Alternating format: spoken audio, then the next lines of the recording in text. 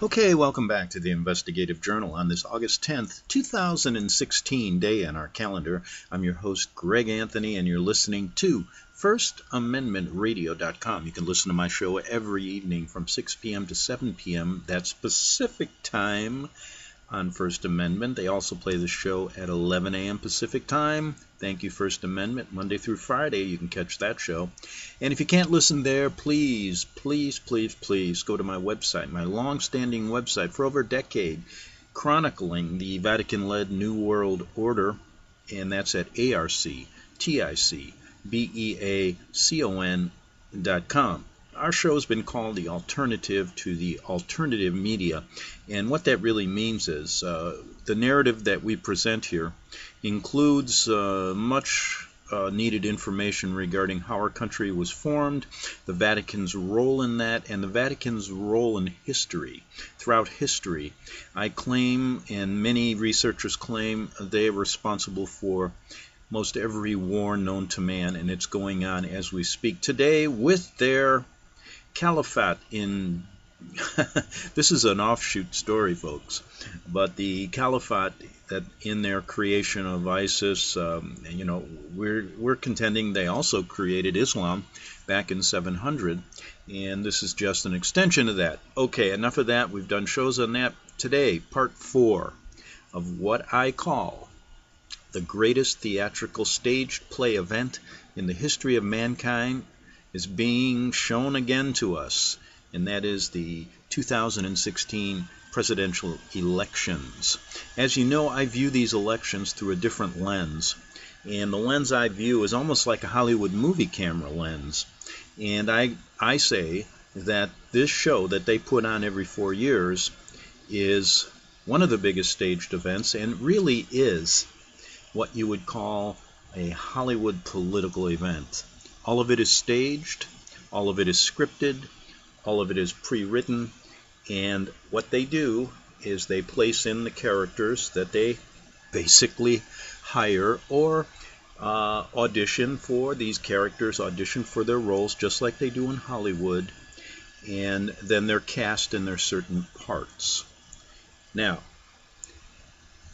I say this, that what you're watching unfold today, the presidential election, is their main event they do every 4 years here in America for our consumption and the world's consumption. It's a big draw at the box office, and this year, boy, they are setting records of people being interested in this stage play they're presenting every day now until November 8th. Now, they do this every 4 years, and every 4 years off of this major production, which I consider to be even bigger than a Hollywood production. When you go to a Hollywood movie, okay, that's great. However, what they're doing, you know it's a staged event, right? And then you come out of it thinking it's fiction. Well, they've created such an event here. This is why I call this even bigger and better. The producers, even stronger, larger, and even the writers, even more experienced. And boy, do they write a play or a theatrical event for you. They have all the elements. They have sex and crime, they have wars, they have deception, they have everything, political intrigue, murder even. Yes, murder. And the question becomes, when you're watching this stage play, you actually think it's real. And the real story emanating from this stage play is that all the events are real. People do actually die here, not like in Hollywood movies. They actually do die. People actually lose their jobs. People actually are affected by this. And what are they talking about? What are they talking about? So before we get in, and in my parts 1, 2, and 3, I presented an overview of who the script writers are. We're going to get in depth on how they do it, who they really are, and I say they're the Jesuit order and their underlings. The producers being the heads of the Vatican-led New World Order at the Vatican and others that are scripting these events. And then I talk about the main characters. Now, cast in the main role this year, there's 3. One is the President of the United States, Barack Obama, coming back for his 3rd major performance And in part 3, we went over who he was. And like I said, you can go to Google and find out all his political endeavors prior to him being cast as the presidential nominee 8 years ago. Well, why is he coming back for a third performance? And this is all scripted, written out, and we talked about that in part 3.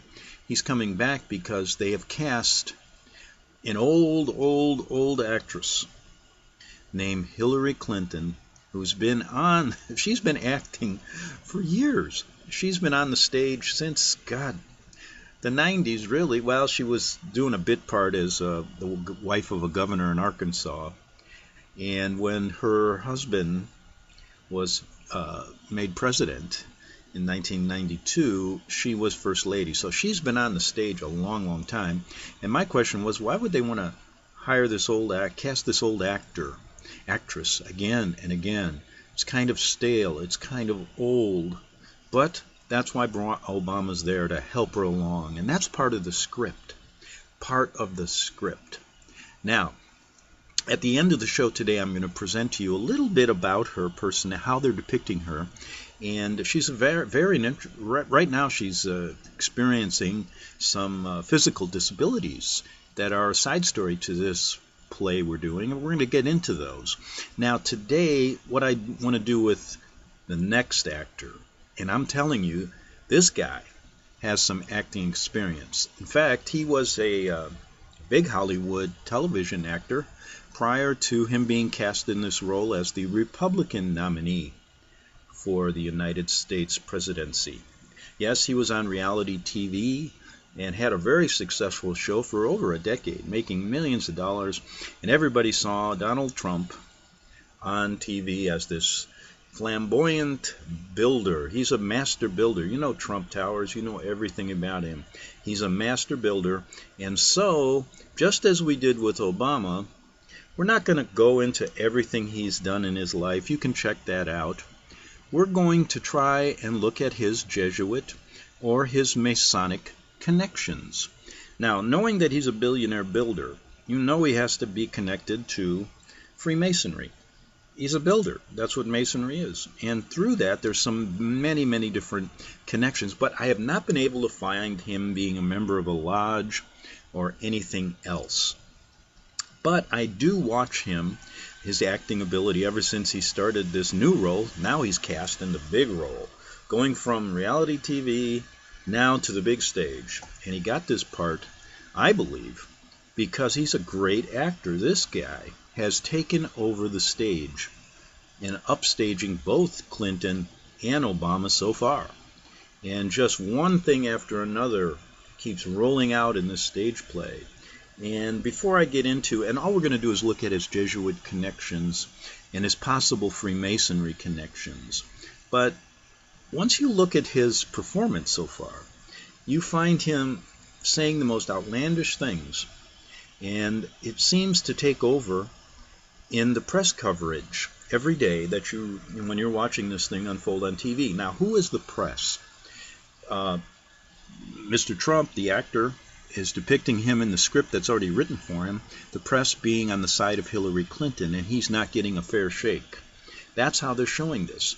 But let me tell you who the press is, and we'll do a complete show on the press involved in this script, that they're presenting us. And the press really is the reviewers of this big stage play. So look at them as Hollywood reviewers, how they review this.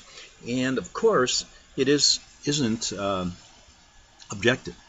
It is a biased view based on the fact that the script has already been written. And so I've got some inside information on the script writers. So I've been trying to get my script in, and they won't accept it because I'm kind of outing them as being the real problem in this whole thing, and they don't want that. They want the Jesuits and the Vatican to be out of the picture, but they're actually writing this, and so we're not going to get into that today. I did basically a little bit of that in part 3, but what I see here is that the press is kind of tipping off who's going to win. So we're going to make some projections. Now, one, I've gotten some you know how when they write the script, they're thinking this thing's been a hit for so many years. How far can we go? So what their whole it's going to end with this whole one world order, one world government, one world religion scenario, and all of the wars and all of the things they're planning lead up to this end. I've gotten that from an inside source who's been writing this stuff. Now, secondly, the question becomes, which one of these major actors is going to be standing and be the president of the United States when the show ends on November 8th? And there are many ways to look at this. We'll look at that later. But as we did with Barack Obama, we're going to do the same with Trump and only look at his Jesuit connections, his connections to the script writers, to the producers of this stage play, and in a sense show you why he was cast in this role. Now, I think it's very unfair. There wasn't even a casting call, like they do in Hollywood. For example, if there's an Al Pacino movie and there's a movie out, they've already precast Al Pacino as the lead actor, so you don't have much of a chance to get into that role because the producers have already selected him. And that goes on and on and on. De Niro gets selected early. All these guys. Look on the women's side, the same thing with the big women actresses. And these movie scripts are written, and then they cast these people. And there really isn't it's kind of like the primaries in this movie. You see the 17 people that were cast were auditioning for the part during the primaries on the Republican side. Then we had 2 on the Democratic side, Bernie Sanders and Hillary. Bernie didn't get the job. And those other 16 Republicans didn't either. So that's kind of how it works in Hollywood too. So Trump got the casting role. He got the big part in the biggest stage play ever presented to man. And I just look into his connections to the Hollywood or these Vatican insiders who are the producers of this play, connections to the Freemasonry people who are the insiders. And you have to understand, if you've listened to some of my other shows, that Freemasonry is connected to the Vatican, and the Vatican and Freemasonry work together. Many, many stories I learned when I was in Italy years ago as a journalist. There was basically 150 when I was there. High-level cardinals and bishops were outed as being members of the P2 Masonic Lodge. And so that gave me a hint that these two things are connected, even though the Vatican likes to say that they're opposed to Freemasonry, don't believe it. So you can get all the stuff on Trump regarding his building career and all of his finances and all that. You can Google that. Just like I said, Google Obama's political life before that, where he grew up, etc., where he was born. I just looked at Obama and his connections, found many, many connections to the Jesuits and the scriptwriters, so you know that he was precast for this role that he's playing, and he's coming back for another performance because that's the way they're writing this script. They got this inept old woman with physical problems now as a Democratic candidate, and she got the role. And the only way she got it was she must have really sucked up to the producers and directors and writers of this play. And what does that mean? Oh boy, a lot of money going back and forth here. As the Clinton Foundation and the pay-per-play portion of this play, this theater play, it will unfold as we watch this movie right before our very eyes taking place. We got another 90-some days of this grand performance to stomach and to watch, and millions. This is really probably their biggest ratings ever, making a lot of money off of this one. But anyway, let's look, if we can, at some of the things about Donald Trump and his connections to Freemasonry and the Jesuits and why he got cast, because he sucked up to them too, and they thought of him as the perfect person for this role. So let's look at this quickly. Now, I could not find any, connections to him being a member of a lodge or anything like that, or saying he's a 33-degree Mason, anything. But I do check him out and watch his performance. And during his performance so far, he has given some, the Freemasons like to use hands as signals. They use hand signals. And one of their big ones is taking your thumbs and your index finger, and when you're sitting down at a table and the camera's on you, you'll see an inverted triangle. It really appears between the knees of the person while he's talking to the moderator. And I noticed Trump do that on a number of occasions when he talks to Sean Hannity on the show on Fox, one of the reviewers of this play. And then I also witnessed a Freemasonry handshake between the two of those gentlemen. There was a time in the beginning of the movie, he doesn't wear it anymore, he wears an American flag on his lapel. He was wearing a definite Freemasonry symbol on his lapel and his coat jacket, which is now not, I haven't seen it there in a while. So those are kind of signs that they're giving us in the movie here, that he is connected to the high-level Masons. Now, let me go to some of his the questions that people ask when they're watching this movie are, is he a real secret agent for the Jesuit order? Has he been put there for a reason in this script? And so it plays out to their satisfaction and then gets so many viewers, and their whole little scheme here, their whole little movie that's going to continue after the elections. And what I call those are the spin-offs or the sitcoms, all the little shows that spin off of this major performance to really culminate in their ending, which is the one world order, one world government theme that seems to get a lot of interest. Oh God, there's so many stories regarding that, it's incredible. You can just go and Google that, and they've made a big deal out of that. But anyway, Trump has been the subject of media frenzy as of late. The reviewers of this movie are really interested in him, and that's what I said, he's upstaging everybody. And it seems that a considerable amount of those who look at the alternative sources are Trump, who subscribe to Trump are supporters of him for this reason. He's really outlandish. He's really something when he's on stage. And they see him as some kind of rebel.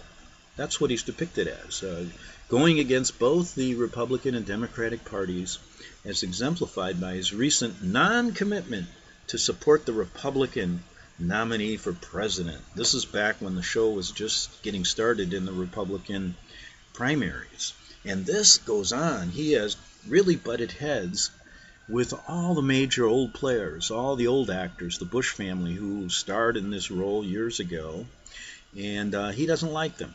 And all of the old guard, there's a number of these supporting actors in the Senate that he criticized, John McCain, saying that he only likes people who aren't caught, not the soldiers that are. So it really he got on the bad side of the supporting actor McCain.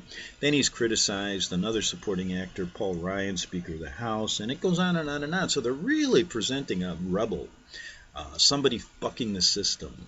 And the questions that people are asking, though, when they're watching this movie is, could Donald Trump be a false flag candidate being used to secure the vote of the ever-increasing independent constituency in order to inevitably lull the U.S. into a false sense of, listen to this, positive political novelty, and thus to subsequently impose Jesuitical right-wing fascism, leading to a nationwide race war, as devised by the masters of class adversary, the sons of Loyola, the Jesuits, the writers of this script, that always keep themselves out. So some people are catching on, the reviewers are catching on, that maybe the writers here have a real interest in this play they're writing, all right? And is Trump there to create this right-wing fascism if in fact they have scripted him as the next president, which we don't know yet. That's the suspense. But others say that he's been put there, and the reason he's ripping apart the Republican Party and saying outlandish things, like yesterday he even said something on one of his shows that he put on. They were doing a scene, I think he was in North Carolina, and he was given a very rousing speech in front of 6,000 extras that they hired to go there. And I wonder if they get paid. They should get like $100 a day. We'll have to check into the union laws on this part of the movie. But anyway, Trump said something that kind of insinuated that if Hillary Clinton, the old actress, is elected, that Second Amendment people could do her in, because she is going to run on a ticket that gets rid of our guns. Now that's pretty good writing, isn't it? So he takes, and this just went viral. Then, of course, the old actress gave another, she was doing another performance in another, I think she was in Florida. And guess what happens? Behind, when they do these scenes, when they're giving rallies, there's always people in the back of them. And they carefully select those people because they know they're going to be on TV. But in this case, something happened, and do you remember the guy that was in the movie, in the scene they shot at the Orlando nightclub where all these people were supposedly killed, and this guy named Mateen was the shooter who was killed, and he was this, he didn't like gay people, and also was a radical Muslim, they said. So you had this thing of a radical Islam committing a crime against gays. And guess who was right behind Hillary Clinton in the scene yesterday? Mateen's father, who has come out publicly saying he's a radical Islamist. And also says he's the acting president of Afghanistan. The guy's a little screwy, but it's a nice little bit part. He's a day player, comes in for a day. But why would they put him behind Clinton? And that played out yesterday, so everybody's arguing about that. And another thing happened. And we have to get into this, then I'll go back to Trump in the next half hour. But one of their little intrigues is always the Clintons, who have been stars in this movie for a long time, have always been, this is only the reviewers who are really stretching things they say, but it could be true. It's the Clinton hit list. I mean, God, I read it the other day, and it was like 45 people throughout the time these shows been put on have seemed to die when they get close to the Clinton scandals.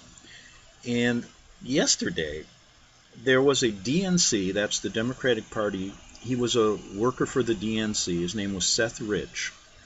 And if you followed part of this whole show, WikiLeaks has come out with a number of damning emails that are showing that this lead actress, and they're playing this up really big, is corrupt, and they're using their foundation that's supposed to be charitable as well as for pay-for-play gains. They become millionaires.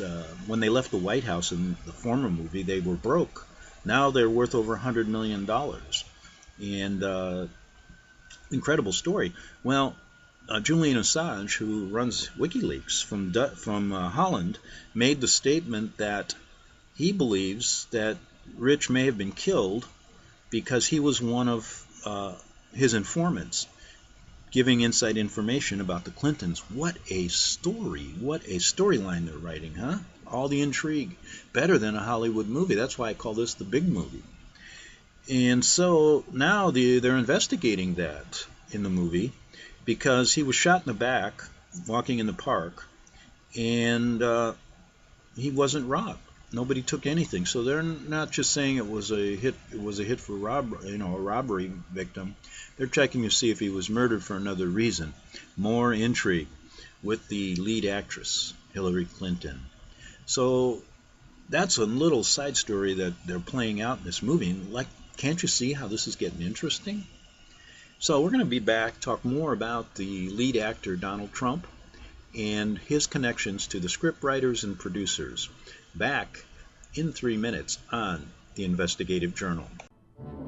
The book of Revelation says, the spirit of prophecy is the testimony of Jesus Christ. This is at the very heart of FirstAmendmentRadio.com. In that spirit, we have created the Prophecy Reality News app for all of your mobile devices, streaming First Amendment Radio 24 hours a day, 7 days a week. Available for your Apple, Android device, and smartphone, absolutely free. Get the Prophecy Reality News app installed today so you can listen to First Amendment Radio wherever you are. The Prophecy Reality News app. Get it now.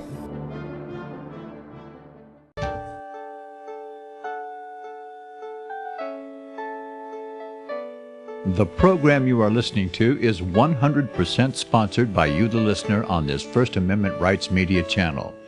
You will notice that there are few commercials on this radio network. There's a good reason for that. Corporate advertising dollars come with strings that limit program content. So without your help, these programs cannot continue on internet or our several affiliates. If you benefit by the educational law programs, we ask you to give. If you are admonished or nurtured by the Bible and ministry programs, we ask you to give. If some voice a cause that you are passionate about, we ask you to give. If you believe in any of these, we ask you to support them as you would a missionary on a continual basis, as if giving a tithe for missionary radio. These programs are not commercially viable and must be supported by those faithful to the cause of truth. Look for the button to sponsor your favorite programs at our listen and schedule pages on the internet. Then, when you subscribe, we will send you the last quarterly MP3 CD of that program immediately, and continue to do so with each new quarter. We will also give you unlimited archive access to all of our programs. We're asking you to give much less than a tithe, so that you may also send support directly to a particular program host, cause, and anywhere else the Spirit may lead you. Do all to the glory of our God and Creator, for His holy nation, the only kingdom that will last forever. Thank you for listening.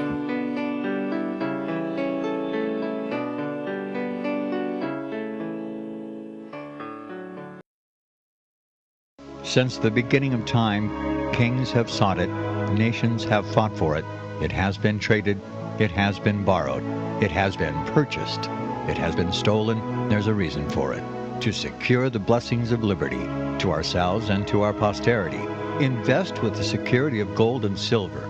Call Discount Gold and Silver Trading at 1-800-375-4188 or visit discountgoldandsilvertrading.net. Listen to Financial Survival with your host Melody Cedarstrom right here on FirstAmendmentRadio.com at 4 p.m. Eastern or 1 p.m. Pacific Time. Visit discountgoldandsilvertrading.net or call Discount Gold and Silver Trading at 1-800-375-4188. Toll free 1-800-375-4188. Okay, we're back for the second half hour of the Investigative Journal on this August 10th, 2016 day on our calendar. In the first half hour, we looked at the main actor, Donald Trump, one of the three major actors in this big stage play called the 2016 presidential elections. And we began to look at his background and why he got cast in this role. Did he suck up to the writers and the producers? Appears he did, but he's doing a good job, let me tell you. And so we're going to look into that, just a little bit about his background connected to only these people, how he got this job, how he got this role. And we're going to do that in a second. But before I do, the major question people are asking when they watch this movie is, which one of these three actors is going to win the presidential elections, which they say is coming up on November 8th. Now, there's three opinions that the reviewers have been putting forth that I've read. One is that the old actress Hillary Clinton has been scripted to be the president, and she is there to usher in illegal immigration, to further the New World Order scheme. Now, others say, no, it's going to be Donald Trump, the strong lead, flamboyant actor for the Republicans, who's going to take us in a direction of nationalism and fascism and etc., and lead us into the New World Order in that way. However, others claim that Trump won't win, like I mentioned, because he has been put there to make sure that Hillary Clinton becomes president, the selected choice, and these scriptwriters who have already got it written down, and they're going to roll that out during the elections. And the reason that people say that is because he's really undermining his own campaign, if you listen to him. And he's saying the craziest things. And really, he's losing in the polls right now because of those things he's been saying since the Republican convention about 3 weeks ago. And if you listen to all the little gaffes he's made, maybe these people have a point. But who knows? Now, there's a third opinion that there won't be an election, and that the reason Obama's taking center stage here and will be taking a big role in this come October when he gets on the campaign trail with Hillary is because there won't be an election. There'll be some kind of chaos, and he will suspend the elections because of the chaos in the world, and they'll suspend them for a while. Now, some people have said, well, he will just declare himself a third term. He can't do that because there is the 22nd Amendment, which prohibits a president from serving 2 terms, more than 2 terms. And that was passed after Franklin Delano Roosevelt served 4 terms, and then they passed the 22nd Amendment to limit it to 2. Prior to that, it was kind of customary. The president only run for 8 years, 2 terms. Roosevelt changed that. So anyway, that looks like that's not going to happen. So it's got to be some kind of chaos, and they suspend the elections, and Obama continues because they can't hold the elections. So that's a possibility. So that's what people are interested in. I just wanted to get that out of the way. The reviewers are really wondering who's going to win this darn thing. But anyway, let's look at Trump's background to the writers, the Jesuits, as well as Freemasonry, as well as the Vatican, etc., who are really, I'm just concerned how he got the part. That's all. So let's hear. Trump, he does claim to be a Presbyterian, yet this actor attended Jesuit Fordham University for 2 years. The writers own these universities too. So he attended one of their universities. Beginning, was he sucking up to them? And then transferred to the covertly Jesuit-controlled University of Pennsylvania. The University of Pennsylvania is funded by various papal court Jews, and these are people that work for the Vatican but call themselves Jews. Notably, the Annenberg Foundation, started by Papal Knight and Walter Hubert Annenberg. Annenberg briefly attended the University of Pennsylvania in his youth and later established the Annenberg School for Communication at the University of Penn. Mr. Annenberg is a Knight of Commander of the Order of St. Gregory the Great. Now, Court Jew David L. Cohen is the chairman of Board of Trustees at the University of Pennsylvania, as well as an alumnus of the University of Pennsylvania. So we're showing the ties here to the writers and the producers of the Vatican. He is also the executive vice president of Comcast. He was recently named co-chair of the Leadership Planning Committee of the Roman Catholic World Meeting of Families in Philadelphia, which is coming to the coming of the Pope to Philadelphia. Remember when the head producer of this whole play arrived in Philadelphia back in, September of last year? Well, the University of Pennsylvania could be renamed Hofjude University because it is enormous amount of papist Jewish funding and leadership, and really the entire Pennsylvania area is controlled by Roman Catholic hierarchy via the Jesuit provincial holding jurisdiction. One of their main writers has his organization set up in Pennsylvania, one of the Jesuit headquarters. They have different writing headquarters all over our country, and so they have this Jesuit provincial holding jurisdiction in Pennsylvania. The Archbishop of Philadelphia and the Bishop of Pittsburgh, in conjunction with the government officials, produced from the University of Penn and the following Roman Catholic and Catholic-funded universities: LaSalle University, Duquesne. They have wow, these guys have a lot of education. That's why they're such good writers. Pennsylvania State University, Villanova, Temple, St. Joseph's U. Protestants do not attend Roman Catholic institutions, especially Counter-Reformation Jesuit institutions like Fordham. So Trump is at very least an apostate for having done that. However, the story does not end with Trump. Okay, so we're just trying to establish his connection to the writers to show you how he got this big part, and the producers. Now, out of his children, he has his 3 children listed on Wikipedia have attended the following schools: Donald J. Trump University of Pennsylvania. That's Donald J. Trump Jr. Ivanka Trump, University of Pennsylvania. Eric Frederick Trump, Georgetown University. Oh, that's the big one, big Jesuit headquarters. So there you go. There you have it. Trump, in addition to being affiliated with both Jesuit Fordham, Jesuit University of Penn, and his 3 children being alumni of Penn and notorious Georgetown University. Whether it be Trump, one of the old actors, Jeb Bush, one of the supporting actors, Jeb Bush, who was one of the primary candidates in the primaries, major actor Hillary Clinton, or even Bernie Sanders, were there. Now, if Clinton or Trump end up winning the 2000 election, all of these candidates are connected to Rome. And even, we're looking at the supporting actor Bernie Sanders, who was running in the Democratic primary. He was connected to Rome. He's connected to Rome, as well as Clinton, which we will show in an upcoming show. And so whoever they implement are all connected to the papacy and the writers and the producers. So they got it covered, don't they?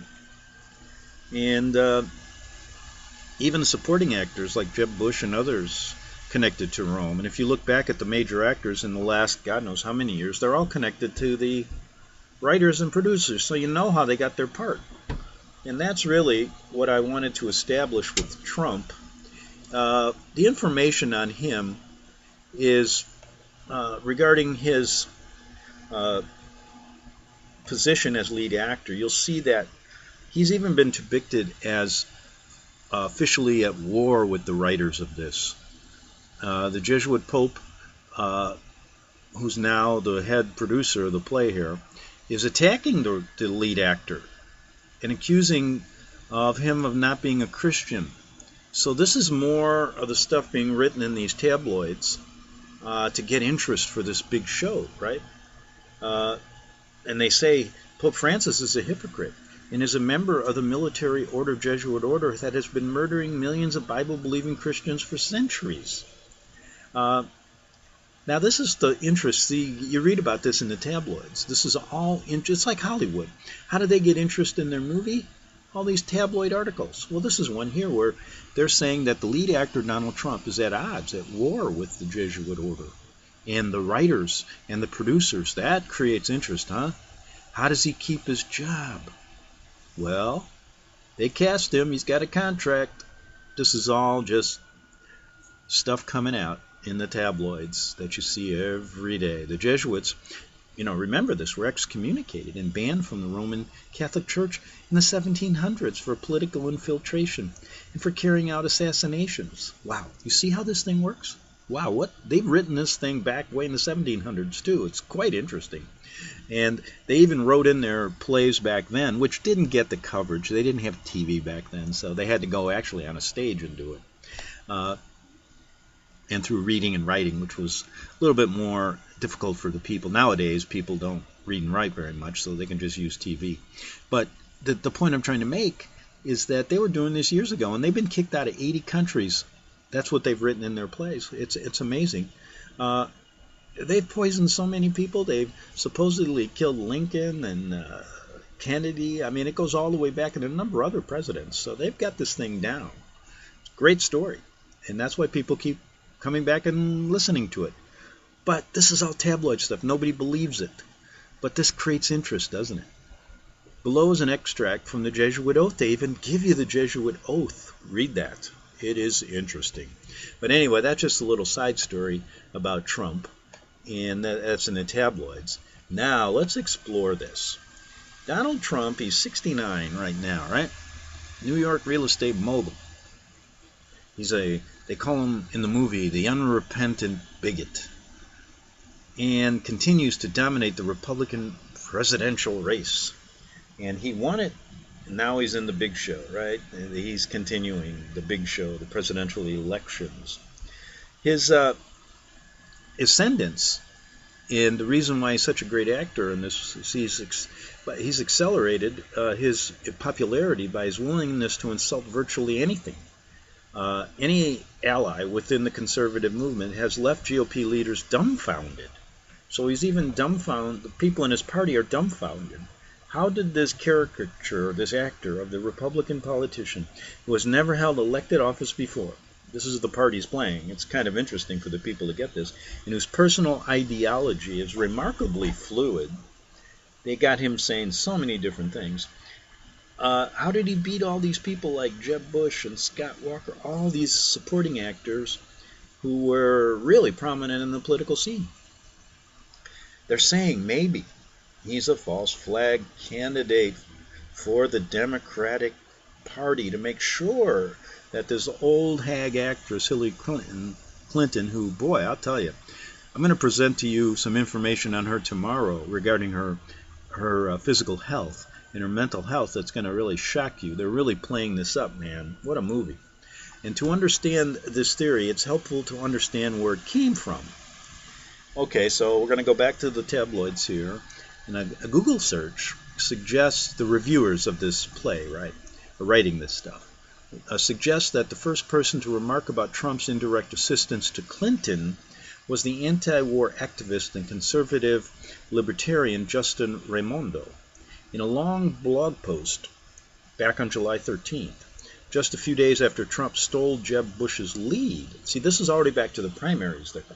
Raimondo argued that the timing of Trump's entry into the presidential race, which the candidate had long hinted at, but until this year never followed through on, could only be explained by a hidden Democratic wrecking operation designed to assist Clinton's parallel campaign. Wow, they have written some interesting stories, and this beats the one they did in Hollywood called Angels and Demons. This beats anything I've seen. And the question is Donald Trump a false flag candidate in this movie? It is all an act, one that benefits his good friend Hillary Clinton and Democratic Party. And if you look back at their history, you know how the tabloids write. Clinton, I think they actually came to his wedding, to Trump's wedding when he married Melania. So they were buddies in the past. So indeed, Trump's pronouncements, the open racism that he presents, the demagogic appeals, the popularist rhetoric sound like something out of a Democratic political consultant's imagination, a character of conservatism as performed by a master actor. Wow, he got a good review. See, these are kind of reviews too, so he's playing a really good part here, maybe. That could be construed so far. We don't know yet the ending, but people are talking like that, and it's quite interesting, isn't it? Very interesting part of the play. The idea that Trump is running an elaborate interference campaign on behalf of Clinton may be absurd, some say, but there is enough truth to Raimondo's theory. It makes just enough sense. Now, when Raimondo wrote this, that was really before the elections got started, the presidential elections. This was during the primaries. They were questioning, God, is this guy ripping the Republican Party apart? And when he won, it's interesting to see what they've written in the script, going back to, this started during the Republican convention. Many of his outlandish statements are as if he is kind of, causing his own demise. In the play, his poll ratings are down low right now, and it's because of things he says. He can't keep his big mouth shut in this movie.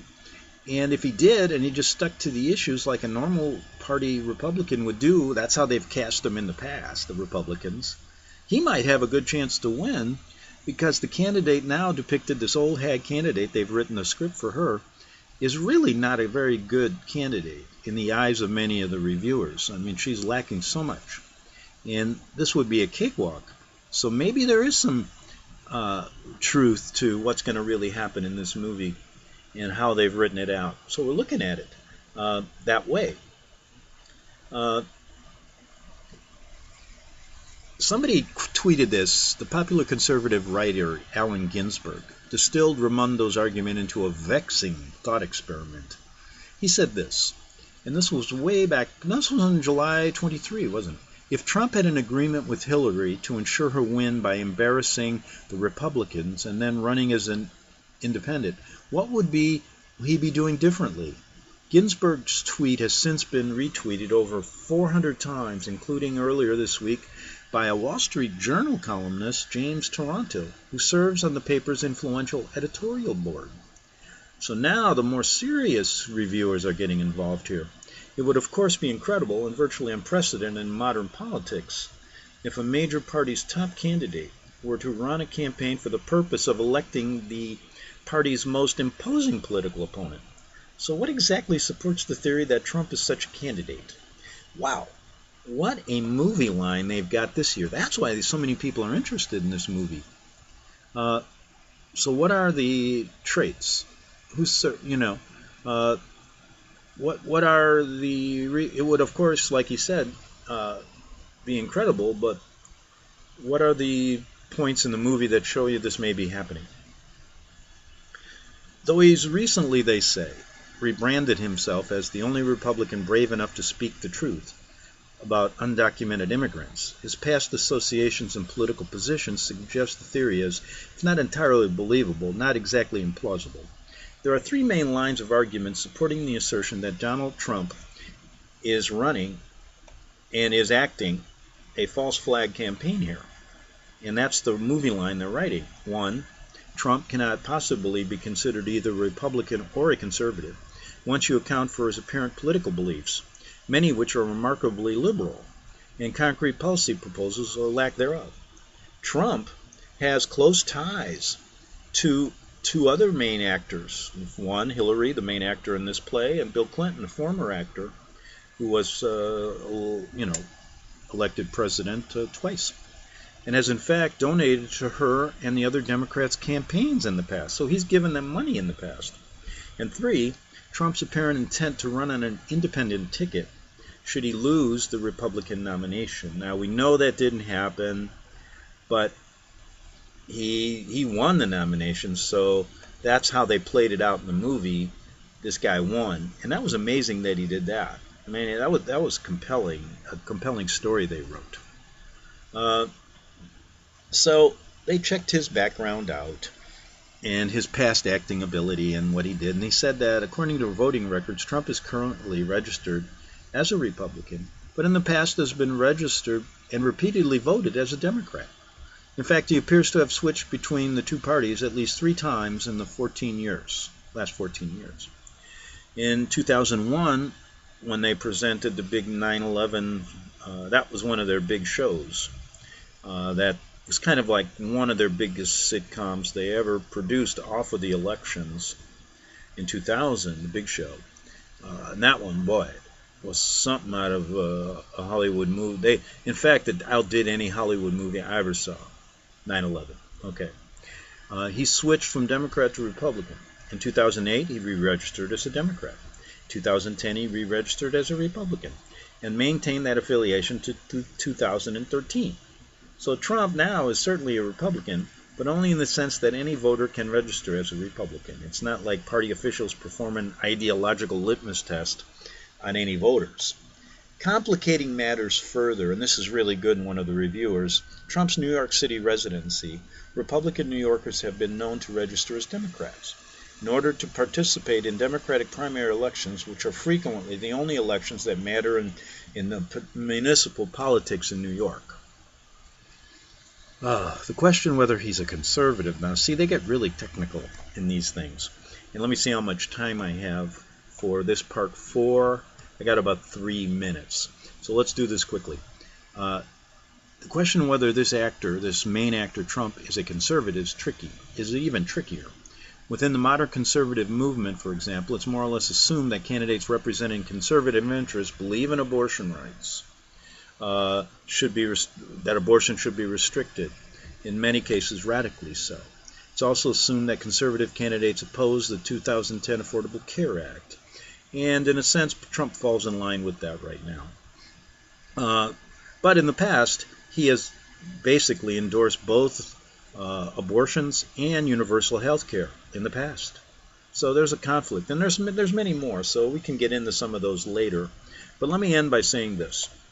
Like I said, close connections to the writers and the script writers to get this major role.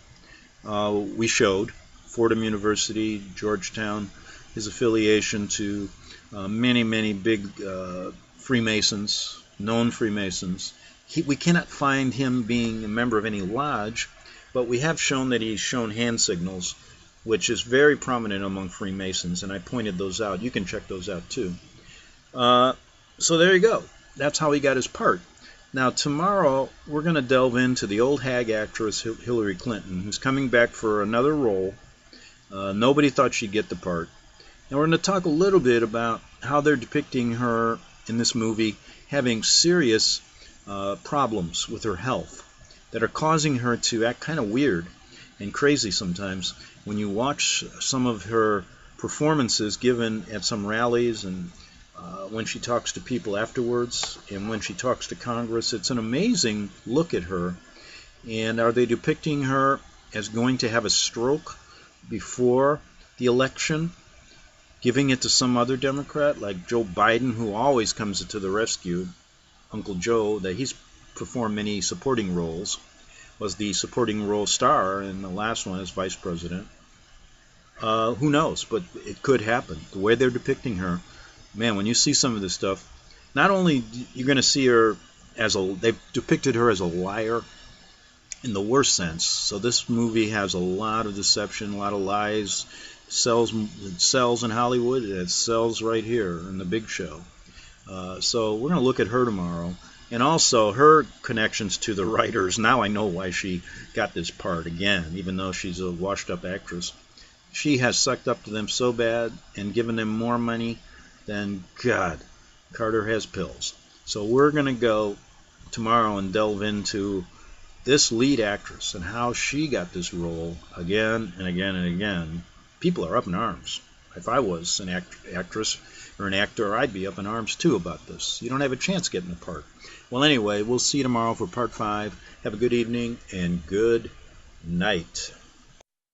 Visit crosstheborder.org, CROSS, crosstheborder.org, to get your print, EPUB, or PDF version of the book, The Rapture Will Be Canceled. That's crosstheborder.org. I know you all want answers, and believe me, so do I, and I'll do my best to get them.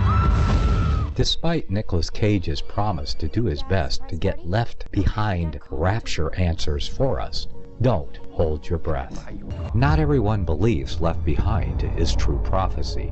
Some may even regard as conspiratorial the mainstream re-release of the Left Behind movie with actor Nicolas Cage portraying the main character as an attempt to further reinforce in the minds of all this perception of false prophecy in order to condition the masses for the play about to begin. If you want true Bible prophecy answers, get the book, The Rapture Will Be Canceled. The author exposes the Latin rapture origin, the 7-year tribulation deception, true Bible revelation of Daniel's 70 weeks, the abomination of desolation, the restrainer, America in the Revelation, the image of the beast and the mark of the beast, and the truth about God's chosen people, and so much more about Bible prophecy. This book will shatter the Left Behind paradigm of future events. Get the book, The Rapture Will Be Canceled. Visit crosstheborder.org, CROSS, crosstheborder.org, to get your print, EPUB, or PDF version of the book, The Rapture Will Be Canceled. That's crosstheborder.org.